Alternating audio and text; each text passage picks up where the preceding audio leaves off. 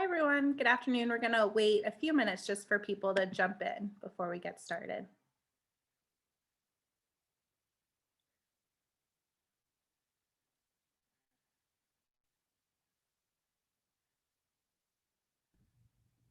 We've got a crew down there with Cheryl.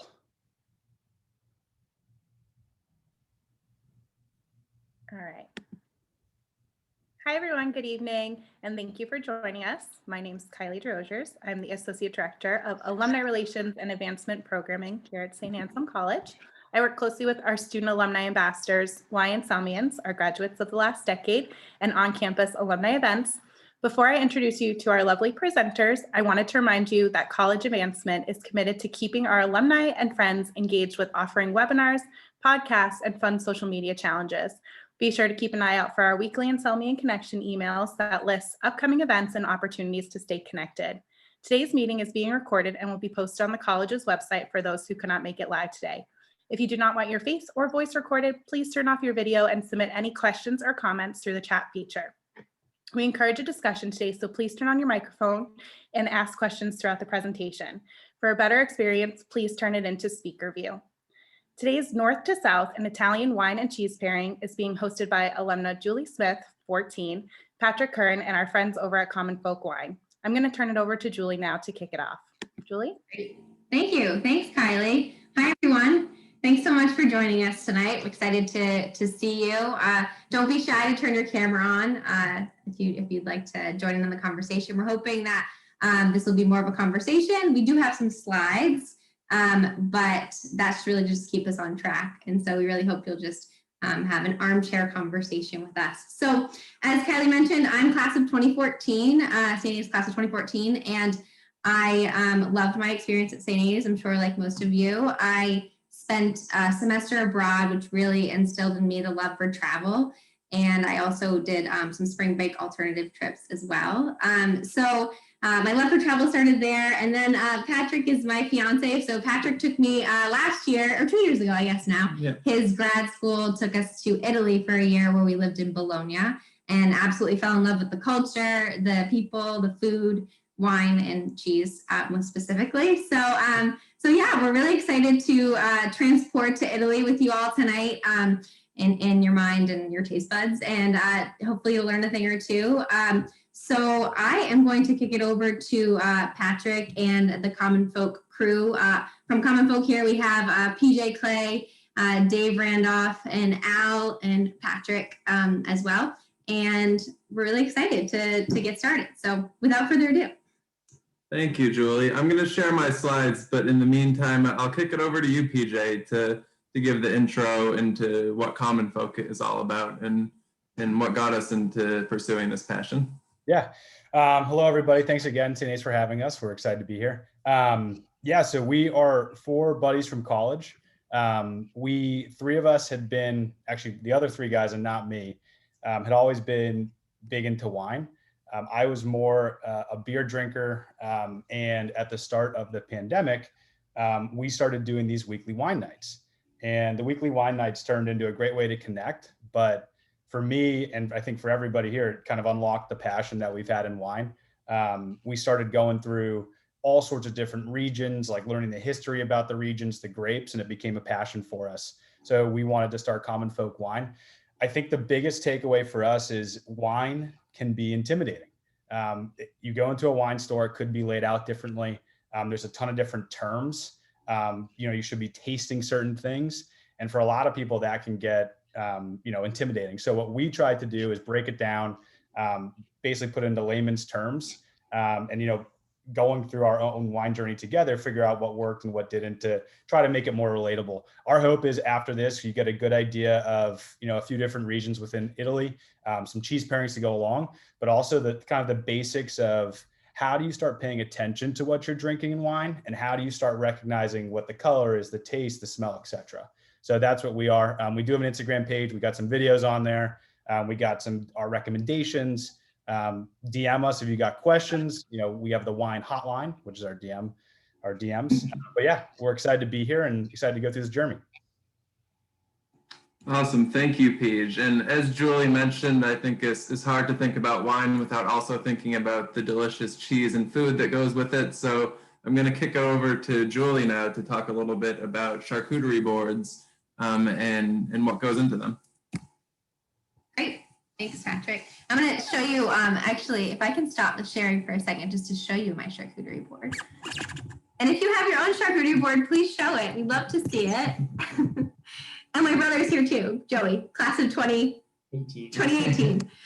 So here we have my charcuterie board that we made. And so I think we're going to focus mostly on the wine and cheese portion, but I wanted to show you what it looks like. I think for a lot of people, the thing that we love about wine is it brings people together. I'd say cheese does the same thing, and there's both an art and a science to it. And I think that the art side is really fun. So, so here's my board, and I'll just run through the cheeses with you right now.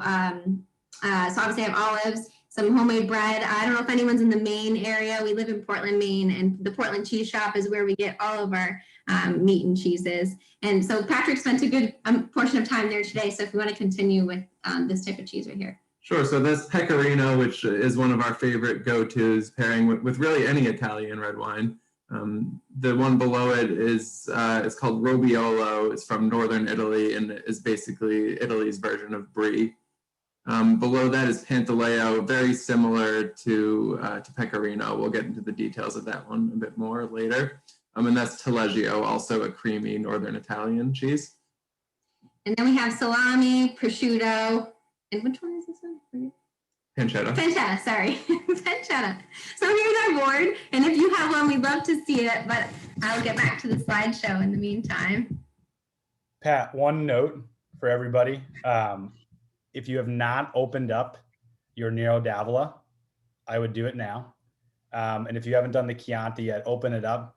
Letting it breathe does make a difference, especially for the Nerodavilla. So I would suggest opening it up now if you have not done that already. Thanks, Peach. Very good. Good. So I'm not going to spend too much time on here because, like I said, charcuterie, much like wine, is an art and a science, but I'd say more so an art. So we all like different things, but I think that the cheese we'll focus on today will really pair well with the wines that we're trying. And once we try the wines, we'll just make a quick note about which cheese to try with which wine. So I'll just kick it back to you. Thanks, Jules. See if I go to the next one. Oh, there we go. All right. So before we dive into the specific wines, just in a minute or two, I think it would be useful to go over some of the basics, some of the terminology we'll be using to get everyone sort of on the same basic page. And like PJ said, our goal isn't to use all these crazy terms that makes wine intimidating, but it's just kind of demystify some of these things that you might hear or see and hear other people talking about when it comes to wine, so we can talk about it in a bit more of an informed way. So we'll be talking a lot throughout the tasting about flavor profile in general. So this is just kind of a general rubric we use for our reds mostly.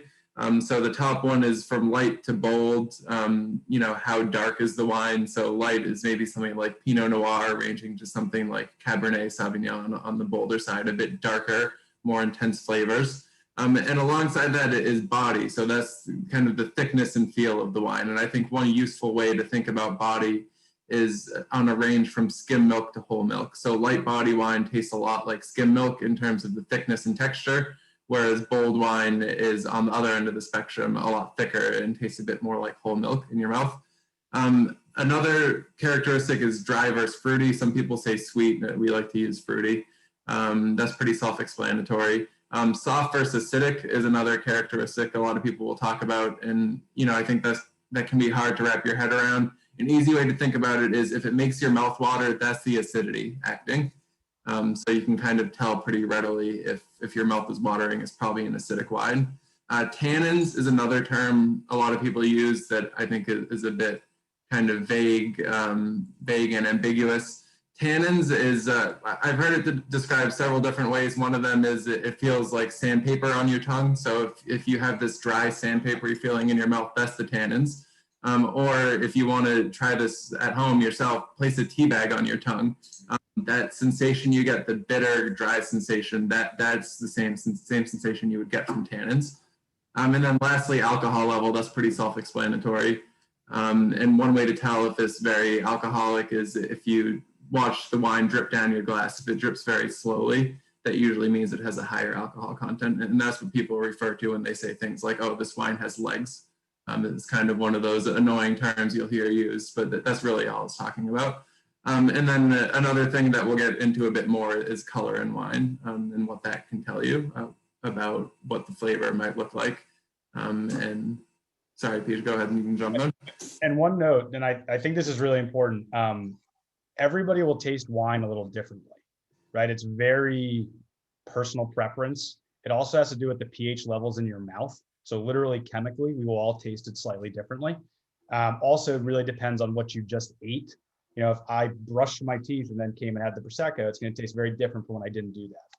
So one thing that we do not like to do is kind of get heavy into what you should taste. It's more like, what are you tasting? And then can you kind of, talk about it? That's a big part of it, to figure out what you do and do not like. So just a big FYI, we're never going to tell you what you should taste because it completely depends on, your own palate. Yes, thank you, PJ. I think that's definitely an important point to make. So moving on to Italy in general. So it's a huge wine country, been producing wine for hundreds and hundreds of years.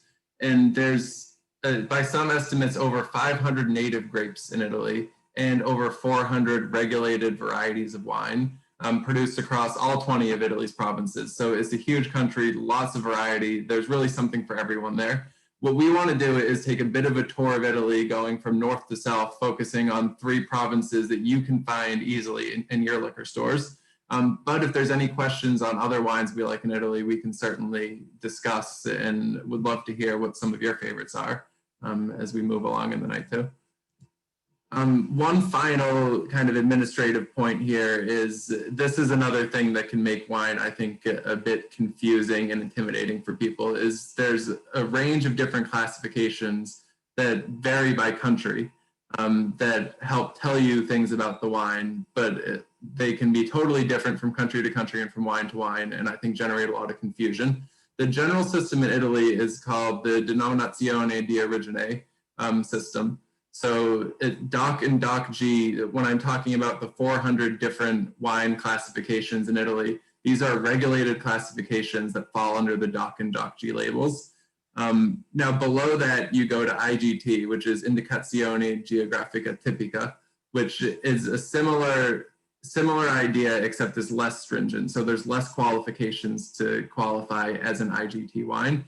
And below that is just your simple table wine, Vino da Tavola, which is really, there's no regulations and rules as to how this can be produced. Now, a lot of people will look at a label and say DOC and DOC-G wines are better than IGT wines. That's not necessarily the case, right? So I think it's important to say this isn't a distinction of quality. This isn't an automatic system where DOC-G is going to be better than DOC and DOC better than IGT. Basically, it means the higher the ranking, the more qualifications they had to go through, the more hoops they had to jump through to receive that sticker that you'll see on the top of your bottle. So it could be that this connotes with quality, but it could just be that, they follow the system and it's not a very good wine. So you can find plenty of IGT wines, and I think a great example is Super Tuscans, which we won't be trying tonight, but Super Tuscans are wines that are produced with grapes from outside of Italy in Tuscany. And they're some of the best and most sought after wines in the country, but they fall under the IGT classification despite that.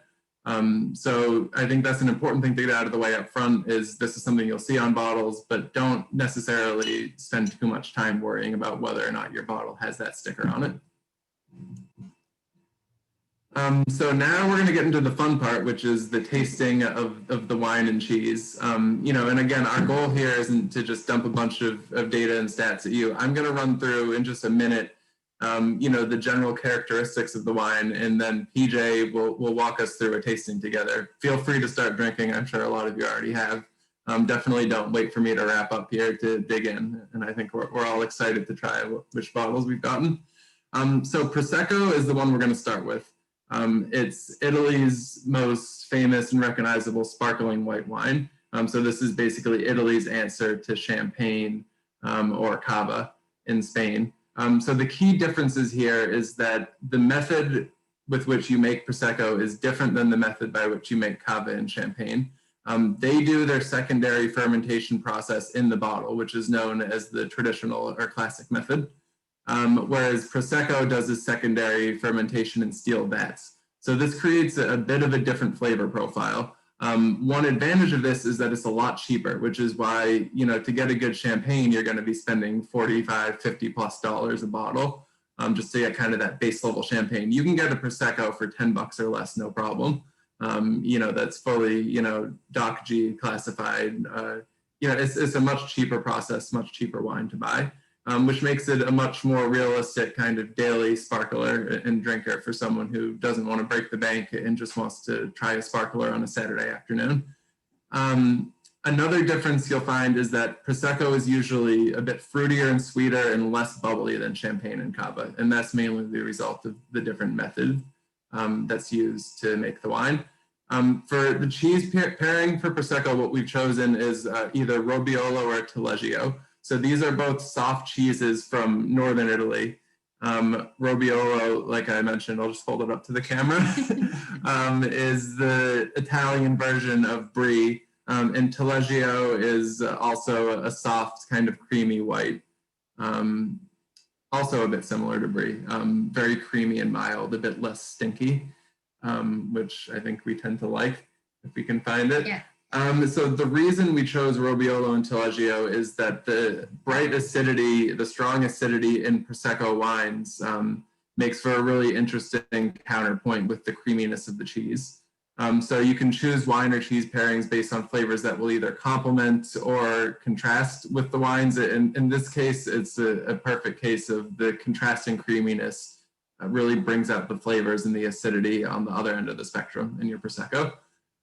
So I'll kick it over to Peach now to talk us through some of the other flavor characteristics of Prosecco. And again, we don't want this to be a presentation, so we would love to hear what you guys are drinking and what your thoughts on your bottle is. Yeah. All right. The fun part. Let's taste some wine. So I think the best way to do this is, does everybody have a Prosecco, or people who have them? There's a few things we want to go through first on the actual label of it, which will help kind of determine what you're tasting. Now, the first big thing, and you'll notice on the label that you should have something on there that may say extra dry or brut or douce. That has to do with the sweetness of the wine. So like Pat said, on the Prosecco side, there's a second fermentation, what actually creates the bubbles that you have. Still wine, like a red wine, goes through one fermentation. We still get the bubbles, but it's actually released into the air. So the reason that you have the sparkling wine is the carbonation is kept in there.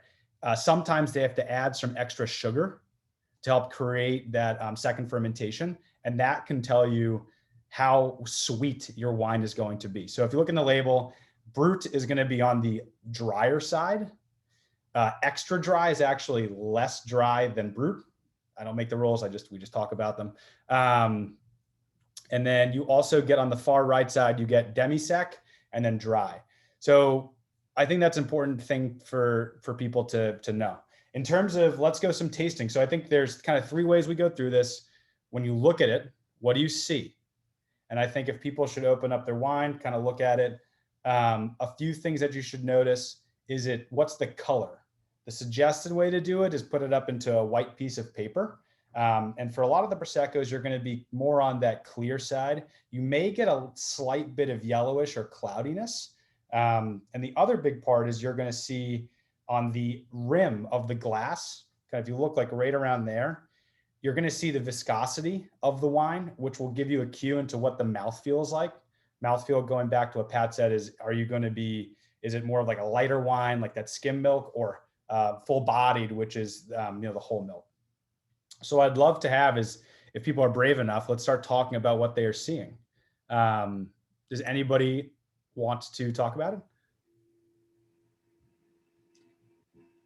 Okay, well, I'll tell you. Okay, PJ, gonna jump in. Go ahead. I never noticed this little label until you pointed them out to us and what it actually means. It's like the little doc label. Yeah. Never noticed it. Yeah, doc that whole thing can get quite confusing real quick. America does not have anything like it. And then in most other parts of the countries, it just really depends on the wine region itself. Italy is one of the only countries that has Italy-wide, has the DOC G, IGT stuff. All right, so what are we smelling? For Prosecco, you're going to get more of that kind of fruitier aroma. And not every single wine is actually going to have some aromas. It truly depends on the winemaking process itself. Also, the glass. Glasses, if you'll notice some of the wine glasses, they'll end up getting bigger at the bottom and then go smaller at the top. That's trying to concentrate the smells that you're having. So if you end up having really a wide mouth glass, it's going to be harder for you to smell something there. Now, getting into the taste. So the immediate thing that you'll notice on Prosecco versus some of the other ones is the bubbles. And does anybody have off the top of their head, is this more bubbly, less bubbly, more carbonated than some of like a champagne or a cava? Any ideas on that or what you're tasting? This one is super bubbly. It's the La Marca.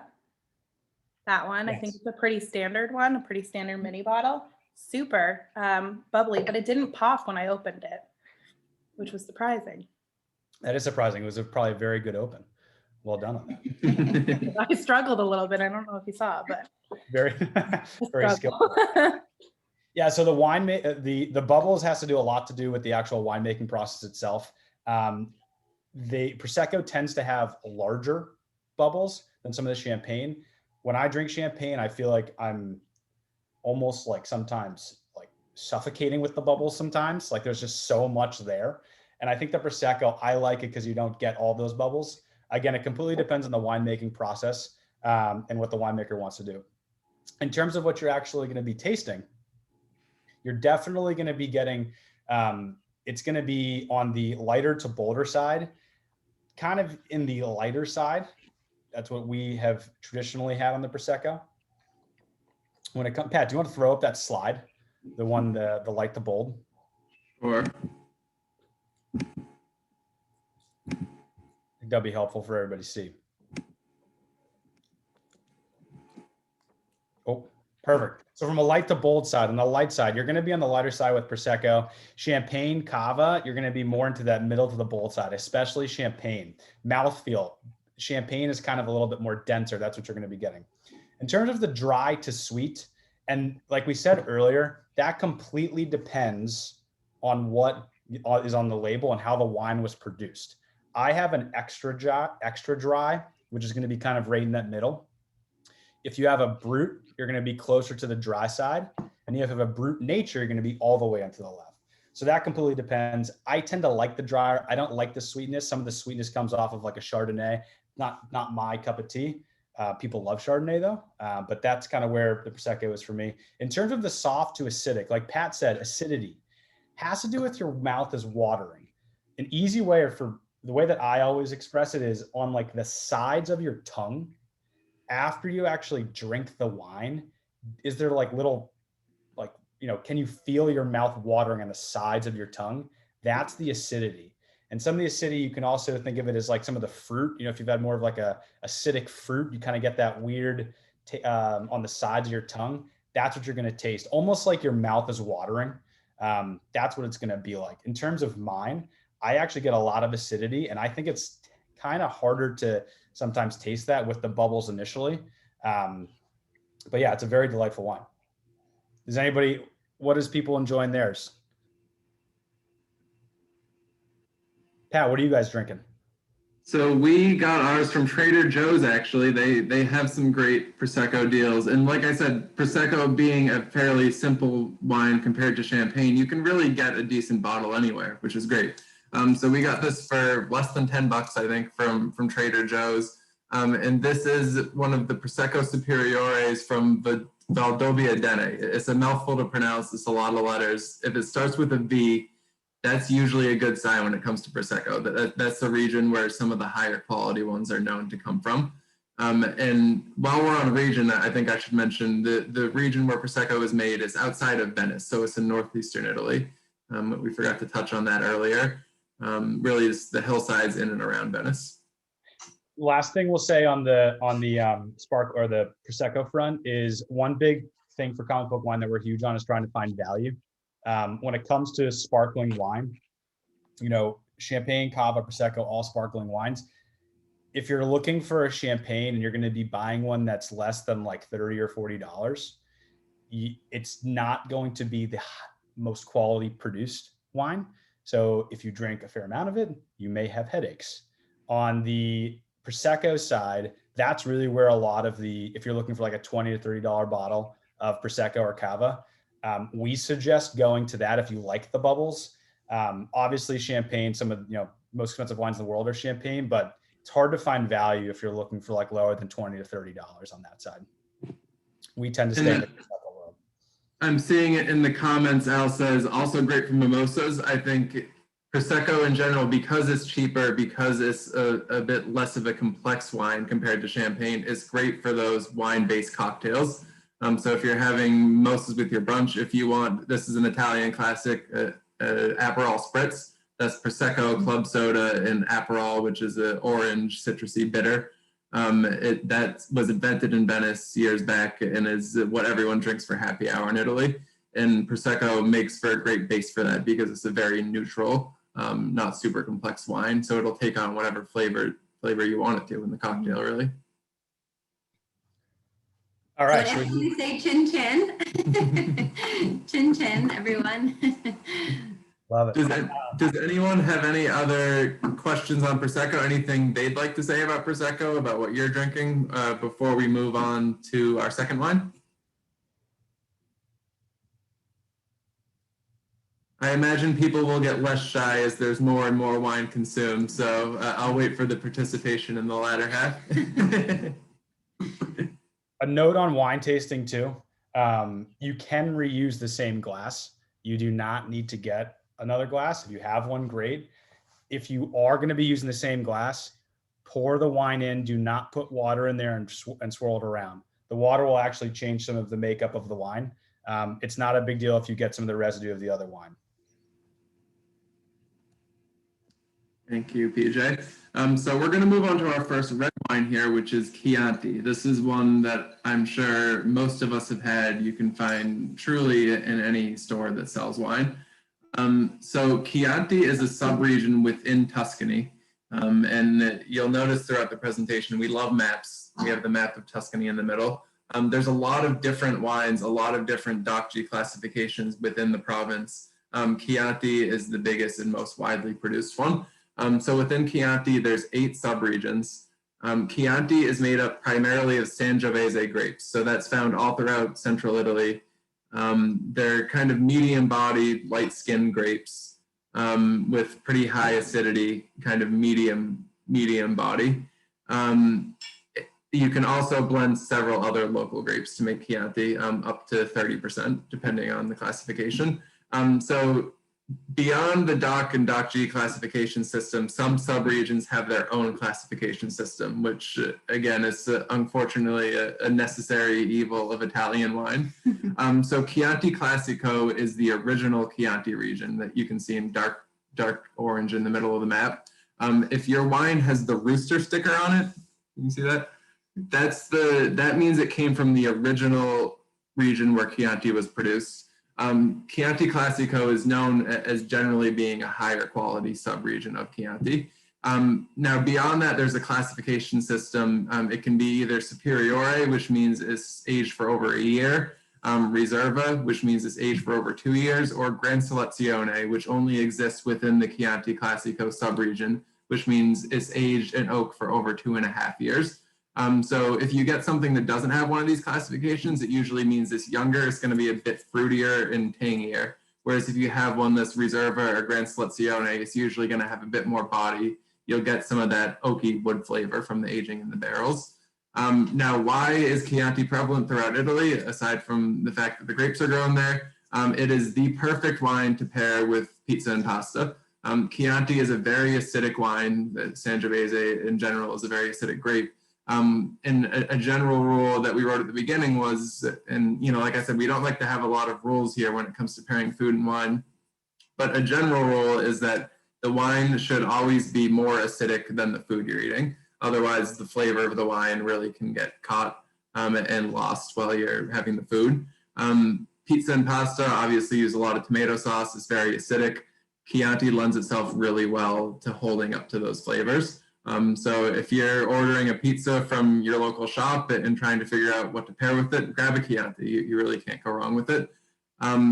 So along those lines, we've chosen 2 cheeses to go with it, either Pecorino or Parmigiano-Reggiano.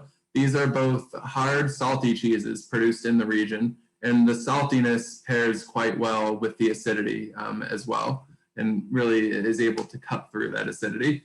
So this is the Pecorino here, kind of a standard hard cheese made from goat's milk, and then Parmigiano here. They both have pretty similar flavors, and they pair well with Chianti for similar reasons.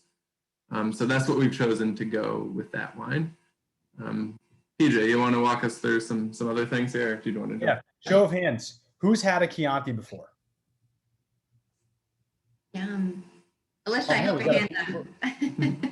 We got a few people who haven't, so that's awesome. Oh, okay, John. Yes, you have. Like it. Jamie, how about you? Unsure. Yeah, I'm unsure. Sorry. No, that's okay. This is why we're here. I think Chianti is a very, very good way to kind of, if you're starting to get more into wine and want to diversify your kind of wine palate, if you will, or what you know, Chianti is a super easy way to get into it. A few reasons why. One, when it comes to value, Chianti is like readily available everywhere, and you can get some really good wines in that $15 to $25 range. You do not need to spend a lot of money on Chianti. The other thing, you go out to eat. Guess what's most likely on the menu? A Chianti. It's another way that you can kind of help kind of bring your passion for wine into actually real world scenarios, which is going out to dinner. In terms of like tasting, so let's go through this. The first thing is when we look at it, try to get your white piece of paper or anything that's, you know, a little bit on the lighter side. When you look at it, what do you see? Chianti on the very edges of the wine glass, it's basically like pretty transparent. And that has to do with the grape Sangiovese, a little bit lighter than what you're going to be having on like a Cabernet Sauvignon, where you don't really get that translucent type of color on the very edges of the wine. The other part, when you look at it, I look at my wine and just for everybody else, I have the one that we recommended, which is the Volpia. I love this wine. It's very good. In terms of the color, it's definitely more of like a ruby red. It's not purple. And that will also give you some sort of indicator on what the taste is going to be like. When you get more in that purple, deep purple range, like a cab, that's going to be those kind of more black currant, black cherry flavors. You're most likely will stay on the more like lighter cherryish side, you know, cherry like red cherries, if it's more on the red side. So that's what we look at it in terms of when we see it. When we smell it, so this is a little bit all over the place. For me personally, on the Chianti side, I sometimes smell Chianti, sometimes it's not. Again, it has to completely do with the wine itself. It's not a right or wrong answer. It is just you know, part of the wine the wine process. I definitely get some more fruity aromas, almost like a strawberry-ish. I don't know if anybody else. Pat, do you guys have any sort of aromas that you're getting off? Definitely fruity, strawberry. I smell the strawberry as well. I love it. And we got a whole crew down there. Cheryl Galgano. We got a whole crew. I know. What are you guys seeing? What are you guys seeing and smelling?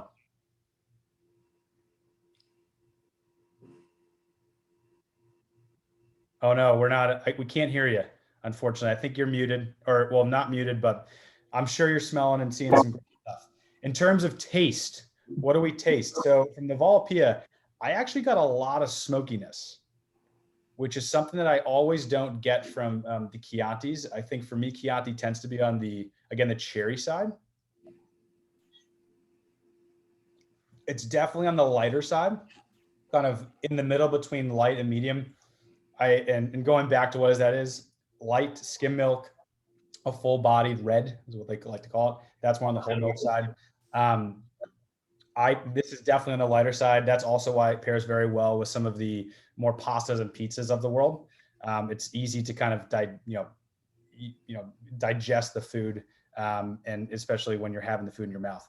In terms of the dry to fruity, this is kind of on the dry. Chianti tends to run on the drier side. The one that we have, I think, is more on kind of a little bit towards the middle in terms of dry to fruity. And in terms of soft to acidic, it is absolutely on the more acidic side. I think this is a great, if you guys have a Chianti, I like to think of when I'm tasting wine in thirds. So you've got the intro. It's like when it first touches your tongue, like what do you taste? Usually that's when you get some of the fruit tasting, or the very big taste. The middle, does the taste continue to linger? And then the third is when you're going to get some of that acidic flavors. For this is absolutely acidic. I think it's a great way to kind of learn it, taste it. You can feel on the sides of your tongue, almost like that mouth-watering side. And that is why it pairs so well with some of the food. It will help enunciate the flavors of the tomato sauce. It'll help enunciate some more of that, the greasier sides of the food, like a pizza. And that's why it's from Tuscany, in Italy, where all sorts of good Italian food is. A lot of people will say that drinking a Chianti, you should be reminded of walking into an Italian grocery store in Tuscany. So you get some espresso aroma, you get some herbs, maybe some basil. It's basically, if you were to walk around a grocery store and just compile all those smells and tastes into a wine, Chianti kind of distills that into a pretty light, delicious format. So that's one way people think about Chianti. And if you like the Classico, if you're having the full paella, this is one we got from Whole Foods. Again, we've tried to go with ones that are readily available. I think they also sell the Reserva. So if you like this, but it's a bit too light for your tasting, feel free to spend a couple extra bucks, get the Reserva, which has been sitting in oak for an additional year, and see what that does to change the flavor. It's a great way to see what barrel aging can do to a wine. Obviously, grapes are an important part, but the other side of the coin is the winemaking process. And barrel aging can, depending on the type of wine, be a big part of that. Yeah. Last thing we'll say, and we'll just go back to the grape again, Sangiovese. It's a phenomenal grape. It's it's in a lot of different areas. It's heavily produced in Tuscany. In terms of California, there's actually one really good region called Santa Barbara, which is we all heard of Santa Barbara, but they have a small wine region right there. Not sure if that is common knowledge or not. They've got some phenomenal different Sangiovese grapes and different wines that are made there that you can definitely find in that 20 to 25 range. If we're going back to Whole Foods, there's one called I Love You Bunches, which is a CFW favorite. It is phenomenal, highly suggest it. It's also just like we said before, it's a great grape to get into as you're starting to learn more about the wine and kind of what you do or do not like. It's a very easy kind of base level grape. Do you like acidity? Do you like lighter wines? Sangiovese is for you. Do we have any questions at all on Tuscany or Chianti or Sangiovese at all? All right, Pat, I'll turn it back to you. Thank you, PJ. So we'll move on to our last grape here, and no need to chug your Chianti if you still have some left. But the last one is Nerodavilla. So we're going all the way south to Sicily, which is one of our favorite places in Italy. It's beautiful, warm, lots of beaches, lots of rolling hills, and a great climate to produce much bolder wines than you would see in Tuscany. So Nerodavilla, unlike Chianti, the wine here is named after the grape itself. So Nerodavilla is both the name of the wine and the grape. It's Sicily's most widely planted grape. Like I said, it's known for being a bit bolder. If you like Cabernet Sauvignon, if you like Syrah, Nerodavilla is basically Italy's version of these two grapes. So quite a bit darker. The reason for this is that the hot climate makes for much bolder and more tannic wines. This is, again, it's not a hard and fast rule, but a general rule of thumb for grapes. Like Chianti, Nerodavilla can be either produced in a way where it's not aged in oak barrels or aged for a very short period of time. These tend to be a bit fruitier wines, or it can be aged in oak barrels, which tends to be a bit earthier and bolder with some tertiary flavors that you wouldn't get if it wasn't aged in the oak barrel. You can also find a lot of Nerodavilla wines that are blended. So another local grape is Frappato. It's much lighter, kind of a bit more similar to Pinot Noir. Certain DOC G classifications in Sicily will be a 60% Nerodavilla, 40% Frappato blend, which sort of brings out some different characteristics of the grapes and lightens the flavor a little bit. One interesting thing about Sicily is that it really didn't emerge on the world stage as a wine region until the past 10 or 20 years. So for much of the 20th century, they focused on mass producing grapes that they would then export to places like France or other places in Italy to use as a blending grape in cheaper wines. So there really wasn't a focus on quality at all. And as a result, Nerodavilla and Sicilian wines in general don't have a very good reputation. Now, we like when that happens because that tends to mean you can find wines at a much cheaper price point. So, you know, compared to a Cabernet that you would find from California, where you're going to have to spend $30 or $40 for a good bottle, you can find a really good Nerodavilla that tastes quite similar in the $15 to $20 range. And it's really starting to come into its own as a region. So I think it's a great place to explore before it really catches on, because I think eventually it will. And again, there's a map here on the right. It's produced all throughout the island. A lot of the good DOC Gs are in the southeastern quadrant. So Noto, Vittoria, those are some of the more well-known names, but you can find Nerodavilla really all over the island. For the cheese pairing, we've chosen Pantaleo or Parmesan. So basically for the same reasons as we've chosen hard, salty cheeses to go with the Chianti, you can really use the same cheeses to pair with your Nerodavilla. It's a fairly acidic wine. The saltiness of the cheeses will cut through it quite well.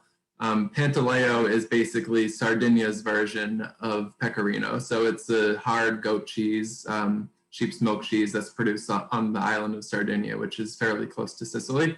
And then Parmesan, same reasoning. It's not produced locally in Sicily, but tends to pair quite well with the wines. So Peach, over to you. Yeah, I love Nerodavilla. This was Pat and I's favorite. I think we're big Sicilian fans in terms of the wine.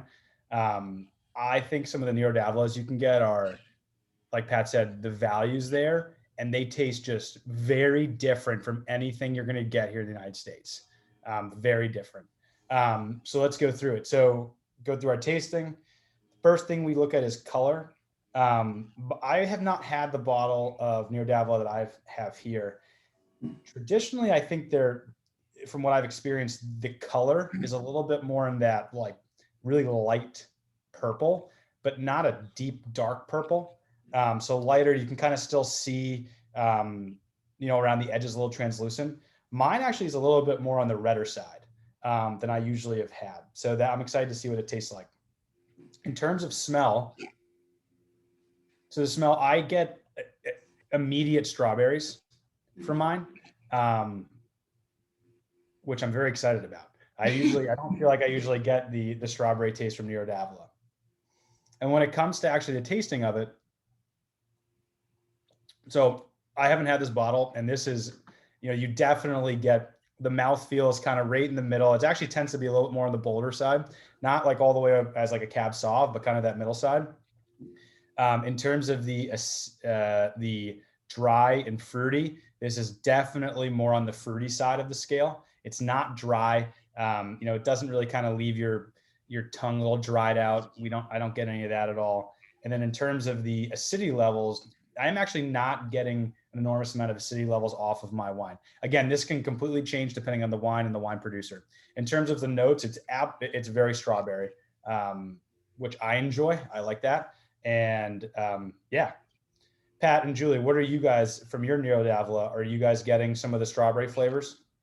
Definitely. It's definitely a smooth bottle. This is our bottle for those. And so it's a smooth, I would say Nerodavilla is an interesting wine in general because it does have a really, like Sicily has the Terroir, which you have may not have heard of, but it talks about the essence of the wine. And I think a lot of places in Sicily have really unique soils. Patrick and I spent some time outside of Catania which has, if you're not familiar, has a large volcano there. And so the volcanic ash erupts ever so frequently. And that really, as you can imagine, influences the soil and therefore the essence of the wine. And so we've had Nerodavillas that have had a really like smoky, really delicious smoky flavor. And so I think that it varies really depending on where it was, where in Sicily it is. And Sicily is a small enough island, but I think that the variance is quite large. So I would say this one is a really smooth, kind of medium bodied Nerodavilla, but I think Nerodavilla in general is a really interesting wine to try different producers of, just because they can really vary in taste based on where on the island they are grown. Have people heard of terroir? No? So terroir, it's really a fancy way of saying where the grape is grown and what it's grown in. So it has a lot to do with the actual soils. We could spend like 4 weeks going over the different soils that are made for wine, but we'll condense it. It's basically like, does the grape have to travel its roots down farther to be able to get to some of the wine? How hard is it for the roots to go through the ground? All of that that affects the taste. Terroir is kind of the general umbrella of saying how the ground affects the taste of the grape. Also, aspect is like, is it slanted or not? That has a lot to do with the grape taste. So that's all about terroir. I think that's one of the coolest things about wine is the terroir, and the climate can dramatically change a wine. It's the same thing as like you grow, tomatoes in different parts of the country. Tomatoes also do a very good job of having regional expression based off of how it's grown, all that sort of stuff. Wine does the same thing. Grapes have the same thing. So I think that's very fun. You could have the exact same grape planted at the exact same elevation in two different parts of a wine region, and they taste completely different because how the grapes actually, or how the roots go down into the ground, change. So that's terroir. It's a very cool, I think it's a very fun part of the wine process, but it's just a fancy way of saying what's it grown in. That's all that terroir is. And people will also use it as a catch-all term for just the general character of the region, right? So the intangibles that go into wine. So a lot of times when you hear people saying terroir, Al says here, it's great to use at your next dinner party.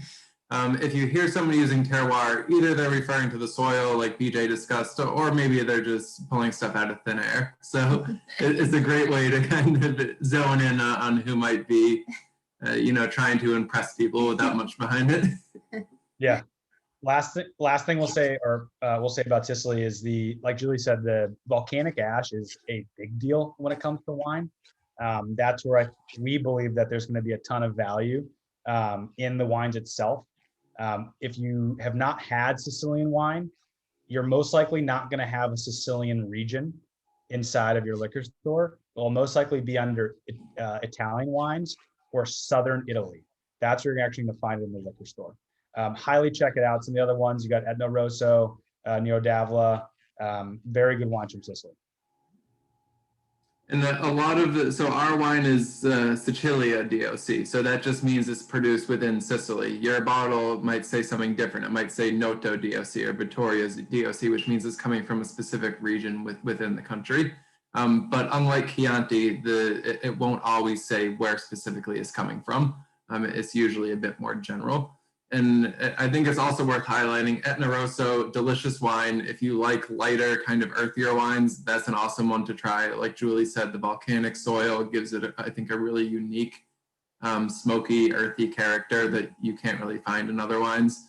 And it's also pretty affordable. You can find really great bottles in the sub $20 range. So if Nerodavilla is a bit too bold, a bit too fruity for you, maybe migrate north and see if you can find something in that region. Love it. Great. So I think we can open it up if people have questions on, we got the slide. So let's go to bold, fruity, and then thank you. Thank you from all of us. Again, thank you to Kylie and Megan. This was awesome. Thank you for having us. I hope people learned a little something about wine to north to south from in Italy, but also just some more general how can you start kind of paying attention to wine and start learning what you do or do not like. I'm not sure what the schedule is, but any questions if people have more, if it's not just Italian wine, we are happy to stick around and answer those. I have one very important question. Are we all invited to your next wine night? Yes. Absolutely. Perfect. Absolutely. Loved the commentary on everything. And I think Alicia's dog is definitely also invited. He's barking right. He's been barking this whole time. But thank you for teaching a few things about wine I did not know. Absolutely. Thanks for joining. And if anyone has questions they'd like to ask offline, I know this isn't always the best format for discussion. Feel free to message us. I put our Instagram handle on the bottom @CommonFolkWine. Feel free to give us a follow. There's a lot more, hopefully educational or at least entertaining content there. And we do go over a lot of other regions within Italy that we like. Great. Thank you so much. Does anyone have any questions before we close out? I love my Nerodavilla, so that's good. I'm very much enjoying it. This is a cliche thing to say, but it's a little bubble gummy. I know. All right. Well, thanks everyone. John, did you have a question? I've got a question. Sorry, John. Yeah. The wine from Sicily, that's pretty heavy. It's more of a Cabernet Sauvignon, isn't it? Yep, What exactly. does that pair with cheese? So we went with Pantaleo, which is a hard sheep's cheese from Sardinia. The reasoning for that is it's saltier, so it holds up well to the boldness of the wine. However, there's plenty of other things that would pair really well with it. At our local cheese shop where Julie mentioned I like to spend a lot of my time, they mentioned even Gorgonzola might be a good pairing. So it's a much bolder wine. It's going to hold up to cheeses that are a bit stinkier and bolder that maybe would drown the wine out if it was a lighter wine like Chianti. And you can also try local cheeses. There's not a lot of cheese produced in Sicily itself, but ricotta is a cheese that's produced locally there. We wouldn't typically put it on a charcuterie board since it's kind of watery, but the creaminess in the ricotta is a really nice counterpoint to the boldness of the wine as well. I'm going to throw out an observation. I grew up in an Irish Catholic family where there was beer was accepted, but wine was that was for the Italians over on the other side. When I married an Italian woman, I didn't drink wine, but I was learning to drink wine with the peaches, in the wine. And you'd let it sit there, and they gave it to all the little kids to teach them how to drink wine. And I became the little kid and learned how to drink wine. I've enjoyed that over the years, and I appreciate your efforts here today. Thank you. Thanks so much, John. Thank you. The cheese shop you went to in Portland? Yeah, it's called the Portland Cheese Shop, and so if you're ever up in Portland, Maine, we highly, highly recommend. They'll talk to you for hours about cheese. So It's very gourmet, isn't it? yeah, it's really great. It's great. I bought stinky cheese there, and that was not a good experience. No. The hotel on the way back and put it in the refrigerator. The next morning, it was just, we had to take it out and put it in the garbage can. Yeah. I swore there were skunks trying to mate with it. It was just. Yeah, I know. Some of it is stinky. Are you located near Portland, John? No, but I used to have a home up in New Brunswick. Oh yeah. So I'm in Florida now, but we used to go up there and pass through Portland and try it. Yeah. In terms of wine, when you drink, is there a certain go-to you have? I've not been drinking a lot of wine lately, but I prefer the dry wines and I prefer the reds. Got it. Is there a certain region you gravitate towards? Or? No, I like the one with Sandy Tucci, his show. He went all over Italy and showed his wines, and I loved his presentation. He went everywhere. Yeah, that was great. We watched that too. It was so It entertaining. was wonderful. Yeah. Good.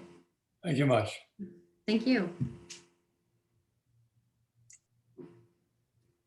Any other questions, observations? Did people particularly enjoy their wines? Is there something a wine that people really liked? Because we'd love recommendations from you. Hi, we enjoyed the Chianti from Tuscany. That was our vote here and in New York. What did you like about the Chianti?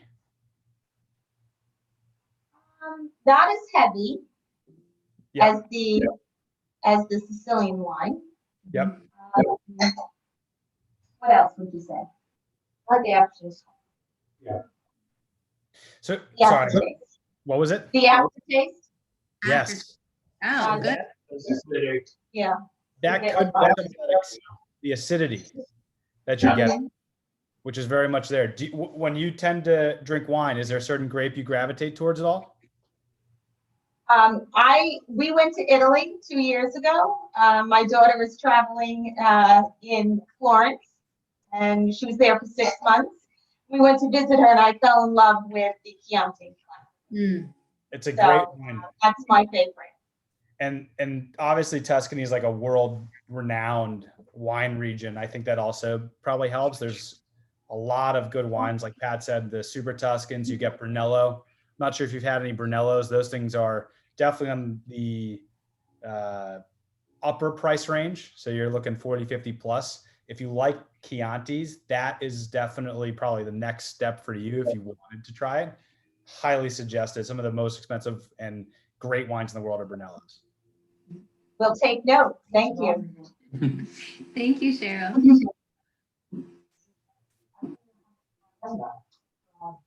Anyone else? We always love hearing what other people are drinking. There's so many different wines out there that, you know, you can spend every night drinking wine, which I don't advise necessarily, but The Italians might though. exactly. And you still would only just be, you know, seeing the tip of the iceberg. So we always love hearing what other people are interested in, and, you know, doing that to point us in the right direction. Mondavi drank a bottle of wine a day. He lived till 96. Well, there you go. Julie got me hooked on Lambrusco. I think Yeah. that's called bubbly. Yes. Yeah, Lambrusco is a great one. It's Lambrusco. If you haven't had it, it's like Alicia said, it's a bubbly red. It's served chilled, which is quite odd for a red. And it's from a little town called Modena. And if you've watched, I don't know if anyone's watched on Netflix, Master of None. If you haven't, I highly recommend. It's really good show. But it's about it takes place in Modena, which is why I mention it. But Modena is a cute little town that Lambrusco was made in. So it's also where balsamic vinegar was invented. So the wine has a little bit of hints of that balsamic kind of character, but it's delicious, Lambrusco, and certainly one of my favorites, especially in the summer. So I highly recommend. Definitely. Thank you. Does anyone else have anything? Any questions, comments, concerns? Thoughts? Awesome. Well, thank you guys so much for being here with us tonight. It was super informative. Love tasting all the cheeses and the wines. Thank you for being here again. Like they said, go follow them on Instagram. If you have any questions about what they did tonight, please slide into their DMs like they said. But thank you guys for being here. We really appreciate it. Hope you enjoy your wine. Happy Tuesday. Thanks, everyone. Thanks so much, Thank you. Kylie. Thanks, Kylie. Thanks, You're everyone. wonderful. Bye. Thanks, everyone. Thank you.